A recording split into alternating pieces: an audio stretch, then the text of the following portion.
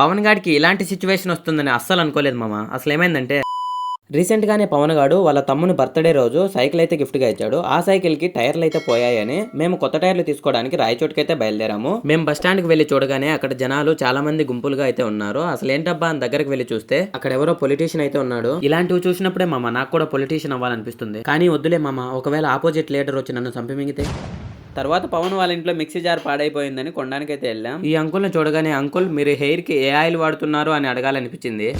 So final గా quality checkups అన్ని చేసి ఒకదాన్ని సెలెక్ట్ చేసుకుని తీసుకున్నాడు. తర్వాత మేము వెళ్తూ ఉండగా మాకు ఒక చోట రంగురంగుల చేపలు అయితే కనిపించాయి. వాటిని చూడగానే ఎలాగైనా ఒక చేపను అక్కడి నుంచి లేపేయాలి అని అనిపించింది. కానీ దొరికితే గోపు మీద మింగుతారేమో అని చెప్పి ఆగిపోయా.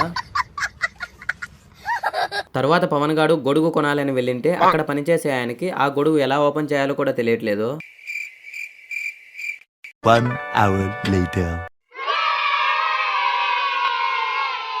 తర్వాత మేము మార్కెట్ కి వెళ్లి కొన్ని డ్రై ఫ్రూట్స్ అయితే తీసేసుకున్నాం. ఈడు వచ్చినప్పటి నుంచి దారి పొడుగున ఏదోటి కొని తింటూనే ఉన్నాడు. ఫైనల్ గా మేమైతే సైకిల్ షాప్ దగ్గరికి అయితే వచ్చేసాం. మాకు కావాల్సిన సైకిల్ టైర్లు తీసేసుకున్నాక పవన్ గాడు షాప్ ఓనర్ కి కొన్ని బిస్కెట్స్ వేసి రేట్ తగ్గిద్దామని చూశాడు. అప్పుడు షాప్ ఓనర్ నువ్వెన్ని బిస్కెట్స్ వేసినా నేనైతే రేట్ తగ్గించను, నువ్వు ఇక్కడ నుంచి మింగే అని చెప్పాడు.